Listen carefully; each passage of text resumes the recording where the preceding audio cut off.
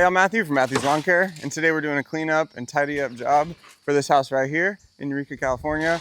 We're doing rock, we're trimming bushes, we are putting some weed mat down, putting bender board down. I don't know if they're getting ready to sell the house or if they're getting ready for new tenants, but oftentimes when there's a transfer of individuals living in the house, the owners like to spruce it up. So we're the spruce up team. We got our full crew out here.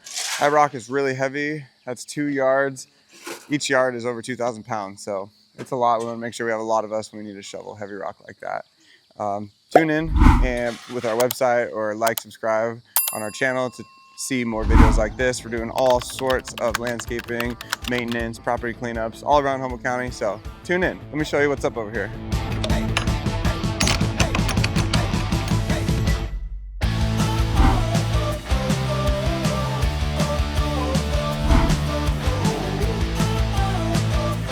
So our trailer is getting full. We did a lot of hedging to begin with. Oftentimes we'll do the hedging first, lay tarps down, just get things tidy up, and then we'll put weed mat and rocks and do the final touches. Still a little bit more to do on the fence line there, but generally that's a good first start right there. Over here, we got some rock right here. This is called the number 3 drain rock. It's all river rock, so they're all rounded. And it drains really easy for French drains. People will use this, but also for decorative rock, you can use this. This is the entrance way to the house. Full of rock now, much more cleaner. If you could have seen the before, you would have seen just weeds spilling over into the sidewalk here, and it was pretty dirty, so really happy with how this looks now.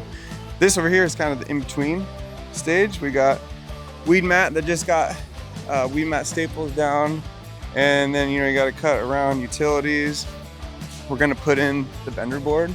So this right here is called bender board. It's made out of composite and glue, and you can get them at Millyard or Pearson's. And then if you do get them, get the bender board stakes.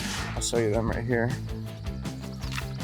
So these are bender board stakes. They're 12 inches long by 2 inches, about a ½ inch thick. So get the proper distance screw, because if you get too long of a screw, you'll poke it through and somebody goes to plant something or grab it and then they cut themselves. So get the right length of screw. So bender board, rock, bender board stakes. Over here in the backyard, colorful plants. So this is a hydrangea, and I've heard if you plant copper inside the area that the plant is planted in, then you can get different colored hydrangea. There's different methods to change the colors, but let me know in the comments if you've tried the copper method. Plant a little copper in there, and then you can get some different metallic colors. So hedges might look like this before, but we're gonna come and do a nice little hedge here, get things off the fence there. In the back here, all this ivy and stuff right here was just cleaned up from this side. So this is a dirty side yard here. Looks like I got a new fence recently, and there must have been a slab over here that they probably broke to put some of the fence posts there. So we're gonna be cleaning up this area, more bender board, more rock. And then over here, it's kind of what it looks like before encroaching the house. If you got stuff on the house, especially in Humboldt County, there's likely that rot or mold can start. You might not even see it from the outside, but inside the walls, in the drywall, even in the insulation in here, rot could be forming just from the dampness and wetness of the leaves that crawl up the side. And also, let's see if there's any evidence of, so this plant right here is behind this trim. So meaning there's this plant inside or behind this, which potentially could go in the walls. And we've replaced siding before where you take this off and there's just this type of plant just all in the wall. So you don't want that. Get the plants off the house. Stuff like this. Sorry, but gotta go. Oh, another good example here. Plants, even if they're not on the ground, if they're touching the house, likelihood of mold in the house can become more likely. I've lived in houses where mold can be coming from nowhere, but if you pay attention to these type of indicators, you'll realize that the moldy room is coming from the side of the house that gets the least amount of shade, and they might have some growth on the house. So you don't want that. Gonna trim that off the house, give it a little tidy up there, And then over here is an area we're gonna also do a little hedging, a little cleaning up. You can see it gets a little messy when you have plants that have been here for years and years and years. They're growing on fences. This is a holly tree that is really pokey. This is coming over from the neighbor's yard.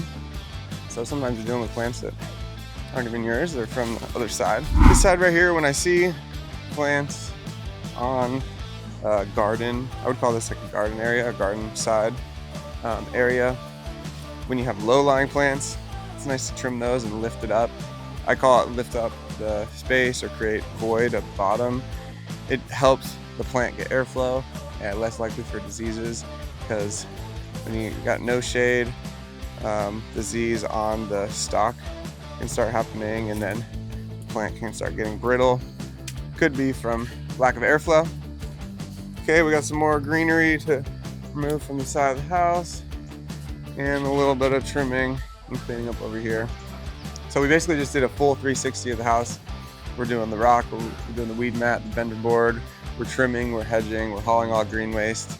This is kind of a typical new lease cleanup, we would call it. So we do a lot of services for real estate agents, property managers, people that are gonna increase the value of their home for themselves for the future, or for a new tenant, or to reinvest, get a second loan on the house, take that money out, and then go buy another house. There's all different reasons why you might want to increase the value of your real estate, whether that be the actual house or the landscape.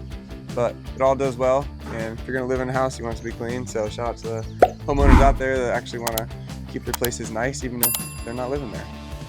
Let's go. Like, subscribe. Matthew from Matthew's Lawn Care. Peace.